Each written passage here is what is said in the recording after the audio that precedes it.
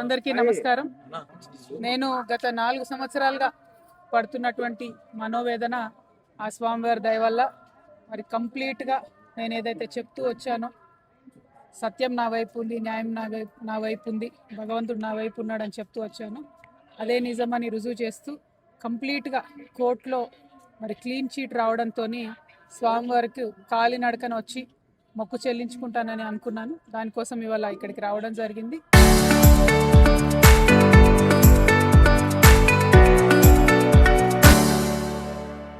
నిన్న కాలినడకన కొండకెక్కి ఈరోజు పొద్దున్నే స్వామివారి దర్శనం చేసుకోవడం జరిగింది. మరి అదేవిధంగా రాబోయే రోజులలో తెలంగాణ రాష్ట్రంలో తెలంగాణ ప్రజల పక్షాన తెలంగాణ ఇంటి పార్టీగా పనిచేయడానికి ఫ్యూచర్లో పొలిటికల్ పార్టీని కూడా పెట్టబోతా ఉన్నాను.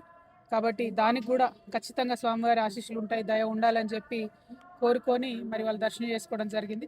నేను ఎప్పుడు తిరుమలకు వచ్చినా ఒకటే కోరుకుంటాను, తెలంగాణ రాష్ట్రం బాగుండాలి, తెలంగాణ ప్రజలు బాగుండాలి, ఆంధ్ర రాష్ట్రం బాగుండాలి, ఆంధ్ర ప్రజలు బాగుండాలి.